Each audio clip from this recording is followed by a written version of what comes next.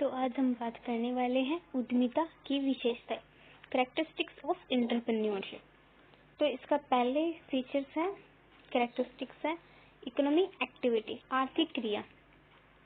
उद्यमिता प्राथमिक रूप से एक आर्थिक प्रक्रिया है क्योंकि इसमें उद्यम के विचार से लेकर उसका संचालन करने तक की गतिविधियां शामिल होती है। यह वस्तुओं के उत्पादन तथा उनके वितरण से भी संबंधित होती है।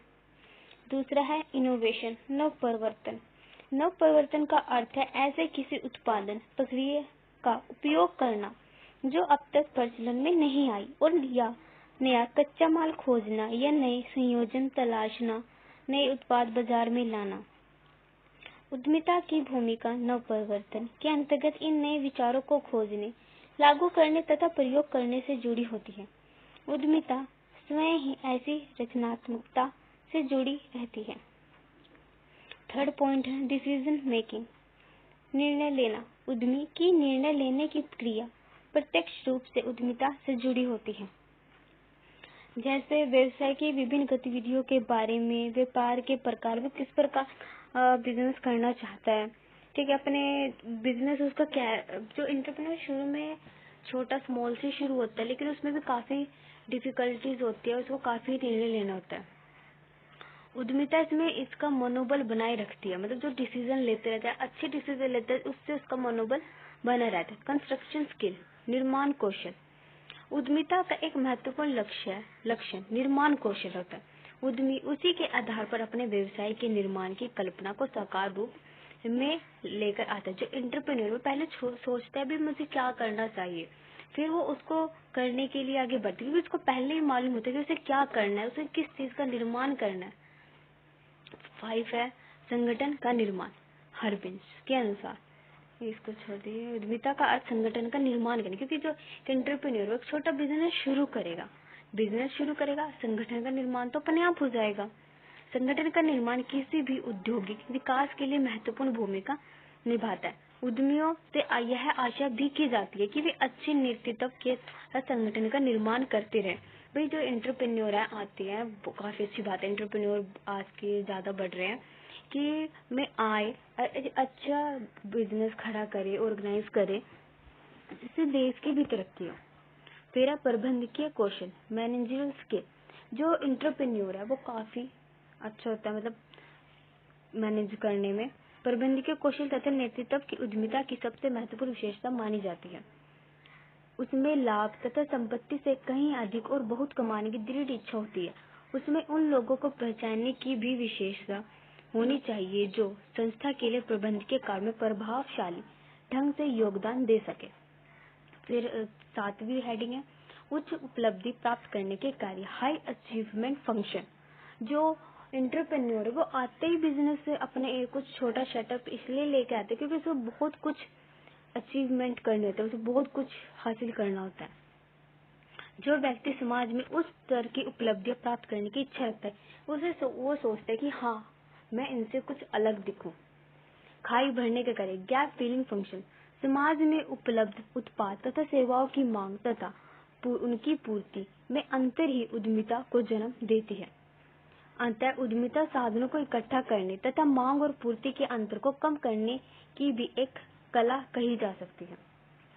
एंटरप्रेन्योर आते क्यों है, उनको दिखता है, मतलब समाज में देखते भी किस चीज की कमी है, लोगों की क्या दिक्कत है, वो वही चीज देख के अपना एक नया आइडिया शुरू करते हैं। फिर उसी आइडिया से वे उसको जो उनको सप्लाई करते हैं, जिससे जो उनकी डिमांड है, उनकी डिमांड को देखते फिर वो अपनी सप्लाई करते हैं। उनका बिजनेस भी अच्छा चलता है और लोगों की डिमांड भी पूरी हो जाती है। रिस्क बेयरिंग, जोखिम उठाना। जो एंटरप्रेन्योर है वो जोखिम से ही उसकी शुरुआत होती है, क्योंकि एक नया आइडिया लेके आता है वो अपने साथ, वो उसको रिस्क रहता है कि वो सक्सेसफुल होगा या फ्लॉप होगा। कुछ नए तथा अलग करना जोखिम भरा माना जाता है, ऐसा करना ही उद्यमिता है। फिर 10th गतिशील डायनेमिक प्रोसेस। उद्यमिता एक गतिशील प्रक्रिया है। उद्यमिता व्यापार में वातावरण के अनुसार परिवर्तित करती रहती है। लाभ कमाने की तीव्र इच्छा, strong desire for reaping benefits. यश कमाने की इच्छा तथा लाभ कमाने की इच्छा, ये दोनों इच्छा या विशेषता उद्यमी की व्यक्तिगत विशेषताओं से जुड़ी होती है। एक तो वह जो लाभ कमाने की इच्छा से कार्य करते हैं तथा दूसरे वह जो समाज में एक उच्च सम्मानीय स्थान तक पहुंचने की इच्छा रखते हैं।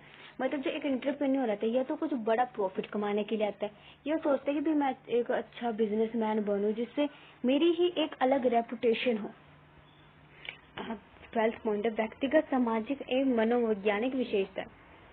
विकसित तथा विकासशील देशों में उद्यमी को कई बार संदेह की दृष्टि से भी देखा जाता है। एक उद्यमी के ये सभी गुण एक दूसरे से संबंधित होते हैं।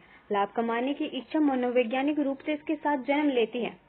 यद्यपि यह एक व्यक्तिगत इच्छा परंतु उद्यमी का रूप धारण करके उसे लाभ कमाने वाली उद्यमी बनाती है। अब हम करने वाले बैरियर्स ऑफ एंटरप्रेन्योरशिप। उद्यमिता में बाधाएं क्या क्या आती हैं। पहला है नियामक संबंधित बड़ी बाधाएं। ठीक है, मतलब रूल रेगुलेशन से लेके ये कानूनी कार्य आसान ना होकर जटिल होते हैं। उद्यमी इनको पूरा करते समय इनके लाभ तथा हानि की तुलना करता है, इसके लिए समस्या उत्पन्न होती है। उन्हें कई तरह की परियोजनाएं जमा करानी पड़ती है, इसके लिए काफी समय लगता है, लागत भी आती है। इस तरह के कार्य में उद्यमिता की भावना को उद्यम में अगला है विलय तथा अधिग्रहण, मर्जर एक्विजिशन। हमारे देश में विलय, एकीकरण, अधिग्रहण, समझौते आदि पर नियंत्रण रखने के लिए सरकार ने विभिन्न नियम एवं अधिनियम बनाए हुए हैं, लेकिन ये मुख्य रूप से उद्यमों के लिए ही है। इसमें उद्यमियों में यह भावना उत्पन्न हो जाती है कि उनके द्वारा तैयार व स्थापित किया गया व्यवसाय बड़े व्यवसायी द्वारा हथिया लिया जाएगा। इसके अतिरिक्त छोटे उद्यमी बड़े उद्यमियों को प्रतियोगिता भी मुकाबला नहीं कर सकते। कहने का तात्पर्य है कि एक एंटरप्रेन्योर है, उसने अपने एक वेल सेटल्ड बिजनेस सेट किया, धीरे धीरे ग्रो कर रहे, लेकिन एक बड़ी कंपनी ने उसे ऑफर दिया या जैसे भी उससे वो छीन लिया, ले लिया। वो सोचते हैं कि जब मुझे कुछ मेहनत ही नहीं करनी, मेरा सारा बिजनेस वो ले रहा, तो क्या फायदा। फिर है प्रतिस्पर्धा नीति। परंतु बाजार में स्थापित बड़े आकार के व्यवसायी अपनी बाजार प्रभुत्व तथा सुदृढ़ वित्तीय स्थिति का फायदा उठाते हुए छोटे उद्यमियों को बाजार में स्थापित होने से रोकते हैं। मतलब जो बहुत बड़े बड़े बिजनेसमैन होते हैं देखते हैं कि अगर ये प्रोडक्ट आ गया तो वो ये हमारे प्रोडक्ट को हरा देगा, मतलब इससे आगे निकल जाएगा, जिससे हमारे प्रोडक्ट की सेल कम हो जाएगी। तो इसीलिए वो पहले जो एंटरप्रेन्योर थोड़ा स्टार्टअप करके बेचारा आया भी होता है, उसे पहले ही धीरे धीरे निकालने की कोशिश करते हैं। दोषपूर्ण कर संरचना, डिफेक्टिव टैक्स स्ट्रक्चर। करों की ऊंची दरें आर्थिक क्रियाओं पर प्रतिकूल प्रभाव डालती हैं तथा व्यवसाय की लाभ की दर को भी कम करते हैं। ऊंची कर की दरों से व्यापार का लाभ कम होता है तथा वे ज्यादा विकास नहीं कर पाते। उद्यमी कर को भार समझने लगते हैं, तो इससे बचने के लिए गैर कानूनी तरीके अपनाते हैं। इसका अर्थ यह नहीं कि करों की दर कम करने से ही समस्या खत्म हो जाएगी, परंतु कर के क्षेत्र में संतुलित एवं व्यवहारिक एवं संस्कृति नीति से उद्यमिता को प्रोत्साहित अवश्य किया जा सकता है। Thank you. अगर आपको वीडियो अच्छी लगे तो चैनल को लाइक, शेयर और सब्सक्राइब जरूर कीजिएगा।